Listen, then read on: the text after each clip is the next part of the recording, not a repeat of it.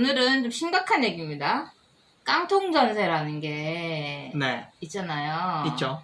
깡통 전세가 지금 뭐 화곡동, 강서구 네. 지역에 네. 까치산 뭐 이런데 네. 제 친구들도 많이 살거든요. 네. 거기 맞아. 그런 빌라 전세 많이 살아요. 빌라가 많거든요, 거기가. 빌라에. 작년에 준공 처리된 신축 빌라 중에 60%가 깡통 전세라는 통계가 나왔죠. 아, 작년에 준공된 거 중에서? 네, 60%가 깡통 전세다. 그럼 깡통 전세가 뭡니까, 일단? 그 깡통의 가장 큰 특징이 뭔가요? 비어있다. 든 게 없죠.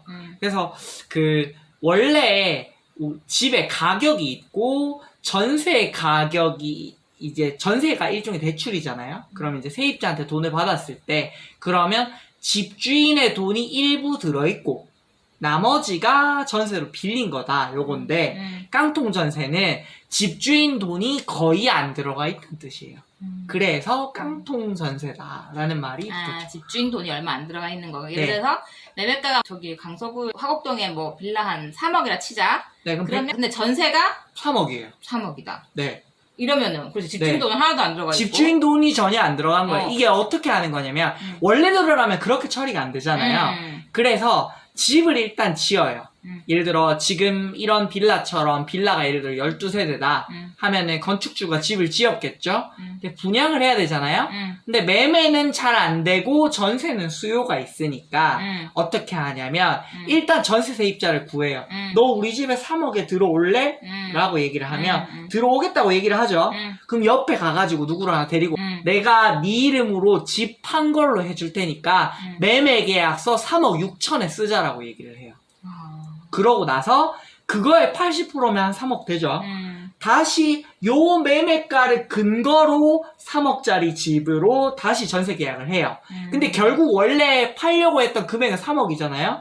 그러니까 이 사람이 그럼 전세금을 들고 오겠죠. 대출을 받아서 오든 그러면 이 건축주는 이 돈을 받아 들고 나가는 거예요. 근데 아까 친구 하나 불러왔잖아요. 네 이름으로 하자. 걔한테 한 500만 원 줘요. 그러고 나서 야, 네가 명의 가져가는 대신 내가 500만 원 줬으니까 네가 이제 네 집 알아서 해. 이렇게 되는 거예요.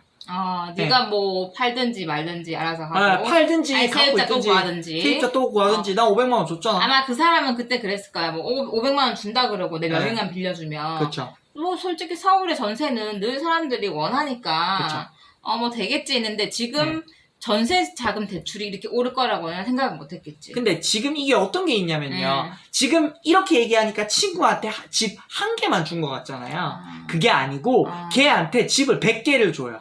그러면 500만 원 받아도 100 채면 5억이죠. 그래서 5억을 받고 제가 100개를 뒤집어 쓰는 거예요. 근데 100개면은 아까 전세가 3억이라 그래도 300억인 거예요. 300억을 돌려줘야 되는데 내 수중에 얼마밖에 없어요. 그러니까 한 집이라도 세입자를 못 구하면 네, 줄줄이 터지는 거죠 하니까. 이제.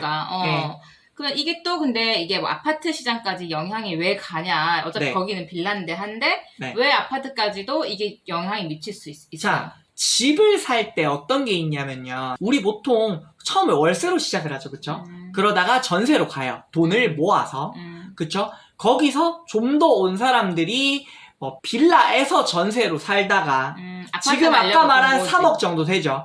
근데 그것도 대출 비율이 높았던 분들 말고 자기가 이제 그 돈을 모았던 사람들이 있잖아요. 그럼 자기 돈 한 2억 모았어.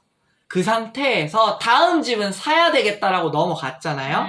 근데 그러려고 했는데 이 집이 전세금을 못 돌려준다고 하면 이 사람 입장에서 날리지 않는 유일한 방법이 뭐예요? 이 집을 내가 사야 돼요. 억지로. 그러면 명의만 넘겨받는 거예요. 그러면 원래는 아파트로 가고 싶어 했던 사람이 본의 아니게 강서구의 빌라에 눌러 앉은 거예요. 그 가격대별로 집이 있잖아요. 아까 한 3억 요 언저리에서 주저앉은 사람들은 그 위에 집으로 못 넘어가요. 그러면 우리 이사 갈 때 느꼈겠지만 내가 이사를 가면 내가 이사 갈 집도 제가 비워줘야 되죠. 그리고 쟤도 어딘가 이사를 가겠죠. 그 다음 집이 있기 때문에 결국 뭐다? 잔금은 이어져 있어요. 근데 만약에 이 잔금 이사의 고리가 끊어지게 되면 어떻게 되겠어요? 누군가는 생돈을 밀어 넣어야 돼요. 그러니까 도미노가 이어져 있어야 이게 이어지는데 어딘가가 끊어져 버리면 거기서부터 문제가 생기는 거예요. 자, 그러면은 이제 네. 문제가 예를 들어서 화곡동 쪽 강서구, 그다음에 양천구, 네. 그다음에 관악구 이제 네. 이런 신축 빌라들이 많았고 네네네. 거기에서 그렇게 돈을 거의 깡통 전세로 60%라고 하니까 네. 그렇게 했는 사람들은 지금 그 집주인이 연락이 안 된다. 이렇게 되면 이 사람이 그 집을 그냥 어쩔 수 없이 싫어도 네, 사야 돼요. 사는 수밖에 없네. 네, 사야 돼요. 그게 손해가 조금 덜하니까. 네, 사야 돼요. 근데 사야 되면은 문제가 뭐냐면은 우리가 집을 구할 때는요 2년 동안 살 전세를 구할 때 내가 매매를 할 집을 살 때는 입지를 보는 눈이 달라요. 왜? 이사 갈 거니까. 그러면 내가 전세를 얻은 집을 내가 매매할 계획이 없었던 집일 가능성이 높아요. 그 말인즉슨 내가 원치 않는 집에 강제로 눌러 앉아야 된다는 얘기고 그만큼 삶의 질이 떨어질 수가 있죠. 네. 그것도 그렇고 그 전세자금 대출 해가지고 막 신축이니까 처음부터 이 집을 보려고 한 게 자기 수중에는 내 지금 1억밖에 없는데 네. 차 꼬셔가지고 그 사람들이 네. 꼬셔가지고 업 시켜가지고 거는 네, 처음에 네, 네. 이자를 뭐 대신 내주겠다 이러면서 네. 사람을 꼬시더라고. 그쵸. 그 집을 안 산다면 어떻게 해야 돼? 그 집을 그냥 경매에다 올리자. 경매로 넘어가면은 그 보증금 보호받을 수 있는 범위가 안 되는 경우들이 많죠. 안심전세 걸려 있으면 괜찮을 거다라고 말씀하시는 분들이 있는데 예를 들어 아까 말한 대로 한 명이 집 100개 갖고 있으면요 그 사람 이름으로 하나가 터지잖아요. 그러면 그 사람 이름으로는 된 집은 더 이상 안심전세로 못 들어가요. 그 말인즉슨 내가 안심전세를 받았어도 내 다음 세입자는 안심전세를 못 받을 가능성이 있죠. 그러면 그 집엔 안 들어오는 거예요. 왜냐면 집주인이 못 돌려줄 게 뻔하잖아. 그러면 안 오고 싶죠.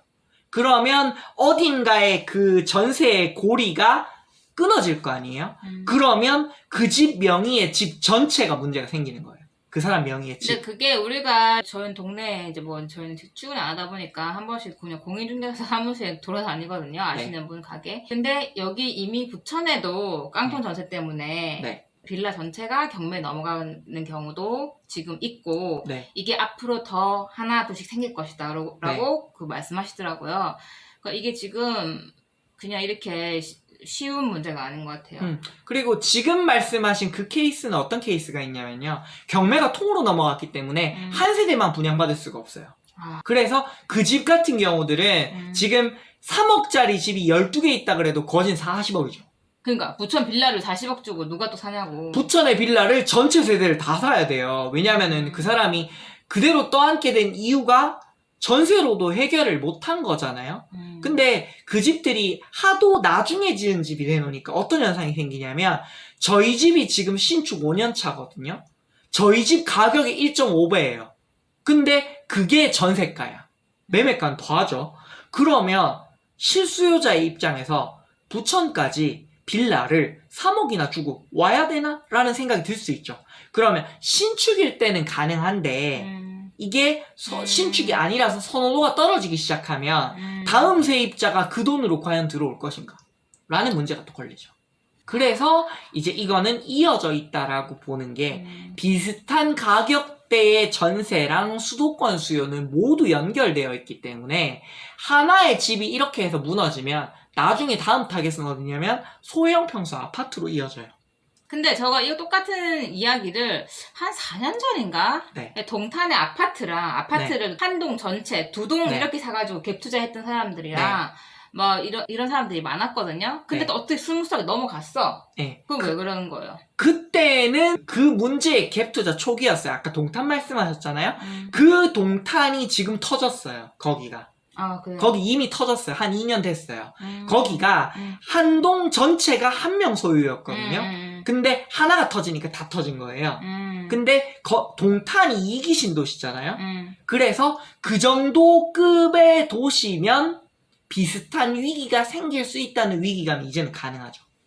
어떻게 거기 수습 어떻게 했냐고. 그냥 안 됐죠. 그냥 세입자들이 그냥 안 됐어요. 눌러 앉거나 시위를 하거나 계속 진행형이에요. 안 끝났어요. 그 잘 안 끝나요.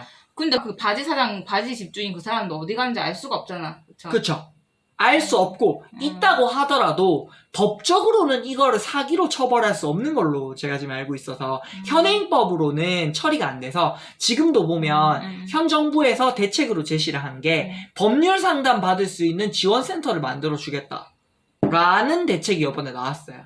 근데 돈이 중요하지. 돈을 그쵸, 못 받으면 돈이 문제죠. 그래 뭐 법률 상담 네. 받아봤자 뭐 돈을 못 받으면 그쵸, 집주인이 잠수 탔는데 돌려주고 500채 있는데 그러니까 처음부터 막 갭 투자하고 한 사람도 씨발 적당히 해야지. 10원짜리 나왔죠. 적당히 해야지. 네, 저번에 그거를 제정신이냐고. 그거 아파트를 2동씩 사는 게 욕심이 네. 사람 욕심이. 진짜 짜증나네. 그러니까 누군가는 내가 올린 그 가격을 떠안아 주겠지라는 믿음이에요. 그러니까 적당히 해야지 사람이. 갭 투자도 내 돈이 뭐 거의 안 들어간다. 500만 원 가지고 네. 할 수 있다. 이러면 적당히 해야지. 왜냐 이렇게 안 될 건 경우도 생각을 해야지. 그쵸.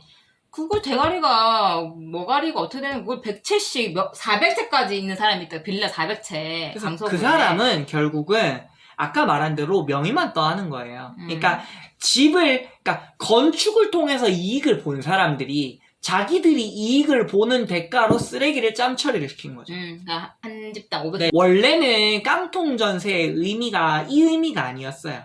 원래 깡통 전세의 의미는요. 우리 집값이 빨리 오르는 동네들 있잖아요. 그런 데들일수록 매매가 대비 그 전세가 비율이 높아요. 원래는 우리가 적정 비율을 60에서 70 이렇게 얘기하잖아요. 근데 80이 넘는 데들이 있어요. 하도 잘 오르니까. 그런 데들이 인기가 있으니까 그런 집은 주인 돈이 20%밖에 안 들어갔다 해서 거기서 이제 갭 투자라는 말도 나오고 그게 좀 심하게 말하면 깡통 전세였는데 이젠 그게 아니라 아예 매매가가 높아서 위를 남겨버린 게 아니라 전세가에 맞춰서 매매가를 뻥튀기를 시켜서 가라로 사기를 친 거죠. 그렇다 보니까 깡통 전세의 의미가 불과 3, 4년 전하고 지금이 달라져 버린 거예요. 3, 4년 전에 깡통 전세가 대란이다라고 했을 때는 아까 우리 양킹이 얘기한 그 갭 투자의 문제였고 지금 이 깡통 전세는 아예 업계약서를 써서 갭을 없애버린 거예요. 그냥 신축 물량을 그쵸. 그냥 떠안긴 거예요. 네, 그런 느낌이라서 지금 이거 같은 경우는 사이클이 2년 사이클이죠. 한번 이제 전세를 돌면 이게 사이클이 돌고 돌수록 보증보험이 어려워지는 물량이 늘어날 수 있고 그럴수록 현금 흐름이 나쁜 사람들이 신축 빌라에 발목이 잡힐 가능성이 그만큼 높아지는 거죠. 그런 상황입니다. 이거는 뭐 우리가 뭐 이렇게 해서 안 되고 빨리 나라에서 그거를 잘 해주셔야 됩니다. 지금. 근데 요거 같은 경우는 또 문제가 뭐냐면 제가 저번에 트위터에 이거 기사 올렸는데 보증보험 민영화를 추진하고 있어요. 그러니까 결국은 전세 제도를 나라가 책임지지 않겠다고 사인을 준 거예요. 그렇죠? 그 말인즉슨 이제는 모든 집을 월세화할 각오를 모든 국민들이 해야 돼요. 네, 그게 유일한 해답이에요. 그래서 이제는 전세 물량이 안정적으로 나오는 게 주거 대책이 될 수 없는 패러다임의 시대가 온 거예요. 그렇게 생각을 하시고 가급적이면 이제는 현금 흐름에 신경을 써야 된다고 하는 이유가 전세 제도가 유지가 되지 않을 가능성이 높기 때문에 우리 모두가 이제는 현금으로 승부를 볼 때가 됐다. 저는 그런 말씀을 드리겠습니다. 현금으로 뭘 승부를 볼 건데요? 그러니까 현금을 들고 있어야 주거도 할 수 있어요. 이제는. 그러니까 전세자금 대출조차도 이제는 금리가 워낙 높아서 원리금 갚으나 전세자금 대출 하나 그 돈이 그 돈이에요. 근데 지금 말씀하신 대로 전세금을 지켜줄 사람들이 더 이상 없는 거죠. 보증보험이 무너지는 게 당연하기 시작하면. 그러면 문제가 뭐냐면 그 다음 타겟은 금융기관이에요.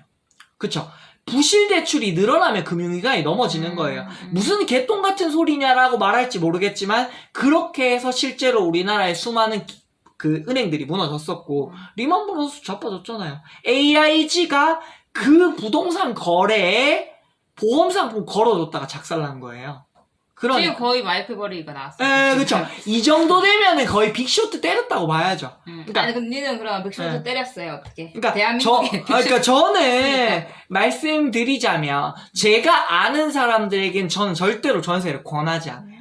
그래서, 첫 집은 절대로 전세를 하지 말고, 매매가 가장 싼 빌라에서 첫 집으로 정착을 한 다음에 그 돈을 모아서 그 돈으로 본인이 원하는 투자 성향에 투자를 해서 늘려라. 주식이 됐든 상관없다. 일단 첫 집은 가장 싼 집으로 해서 결국 제가 원하는 건 그거예요. 부자 꿈나무는 부천, 인천, 커먼이죠. 다 들어와야죠. 저는 그래가지고 저는 집 싼 거 하고 주식을 하죠. 그거 괜찮죠. 아무튼 지금 전세 그쪽에 지금 사시는 분들, 빌라 전세 사시는 분들은 지금 굉장히 괴로울 것 같아요. 네. 지금 이게 신축 전세 비율이 그 정도였잖아요. 근데 그 이제 집 구해보신 분들은 아시겠지만 그 신축 빌라 분양해주는 기획부동산 사이트들이 유행한 게 5, 6년이 넘었어요. 그게 진짜 그 신축 부동산, 기획 부동산 이거 조심해야 돼요. 네, 그러니까 내가 여기 미간에 주름이 안 갈 수가 없어, 표정이. 그리고 그분들은요, 업체 이름이 뭐뭐 부동산이 아니고요, 뭐뭐 부동산 컨설팅이에요. 그런 그러니까 것들은 피해가 가야 됩니다. 그분들은 엄밀히 말하면 공인중개사가 아니에요. 그러니까 저는 그걸 통해서 집을 구하는 건 상관이 없는데 매매로 사시는 건 괜찮아요. 대신 첫 집에 한해서, 실거주에 한해서. 근데 그것도 비싸디. 네, 비싸기도 해요. 말 잘하면 좀 깎아준다. 네, 그래서 그분들이 보면은 이사 지원금 이래가지고 취득세를 주겠다, 뭐 혹은 냉장고 사준다, 이사비 내준다. 받을 수 있는 거 다 받아야 돼. 그러니까 그게 어떤 게 있냐면 주거용 오피스텔이 걸려있기 때문에 그렇거든요. 주택은 우리가 취득세가 1.1%죠. 근데 주거용 오피스텔은 취득세가 4.8%예요. 그러니까 너무 비싸잖아요. 그렇다 보니까 그분들이 대납해주는 거예요. 근데 그 말인즉슨 내가 주거용 오피스 사잖아요. 다음 매수자는 그만큼 취득세를 내야 돼요.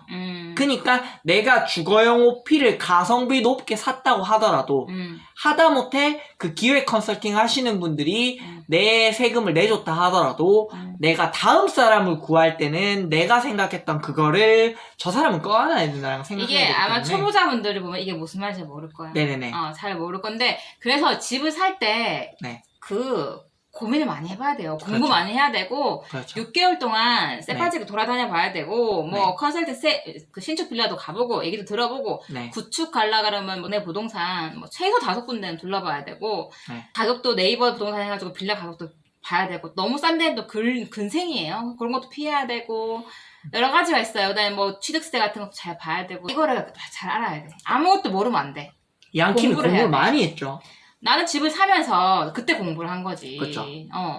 저도 지금도 좀 부동산 크게 관심 없다 하더라도 부동산 유튜브 항상 봐요. 그쵸. 대충 어떻게 좀 흐르고 있는지랑 이런 것들을 보고, 어떤 유튜버들은 참 못됐다 생각하고 어떤 유튜버들은 그래도 양심은 있네 이렇게 얘기. 저는 가끔 저 사람들 좀 무책임하다 싶은 말이나 전망을 하시는 분들을 제가 많이 봐가지고 우리도 이제는 좀 가려들을 수 있는 공부가 필요하지 않나. 맞아. 그러면은 개인이 공부를 많이 해야 돼.